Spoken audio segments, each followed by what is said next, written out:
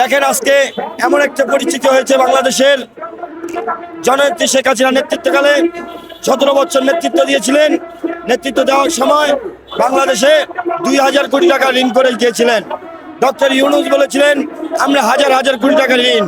দেখেন আমরা যদি হাজার হাজার কোটি টাকা ঋণও করে হয়ে থাকি তাহলে আমাদের বাংলাদেশে বিভিন্ন প্রকল্পের কাজ হয়েছিল, উন্নয়নমূলক কাজ হয়েছিল। এখন বর্তমানে দেখেন কোনো উন্নয়নমূলক কাজ নেই। সাধারণ জনগণ রাজপথে নেমে এসেছে, শ্রমিকদের কোনো কাজ নেই। যে এই শ্রমিকরা কর্মস্থান নেই, কাজের জন্য রাস্তায় নেমে এসেছে।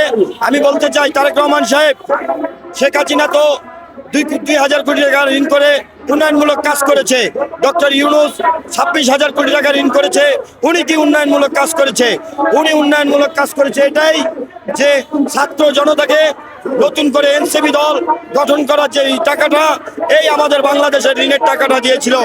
আমি বলতে চাই ছাত্র জনতারা যেভাবে আন্দোলন করেছিল, যেভাবে পুলিশ মেরেছিল, যদি পুলিশ হত্যার বিচার হয় তাহলে এই ছাত্র জনতাদের পুলিশ হত্যার বিচার হলেই বের হয়ে আসবে যে কারা প্রকৃতির 5 আগস্টে কারা গুলি করেছিল, কিভাবে ছাত্ররা মারা গিয়েছিল।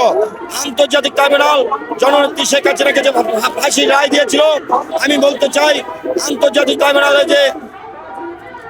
যে ম্যাজিস্ট্রেট ছিল, ওই ম্যাজিস্ট্রেট ওনার বিবেক ছিল না। ওনার যদি বিবেক থাকতো তাহলে উনি সকল দিক থেকে বিবেচনা করে এই রায় দিত। এই রায়কে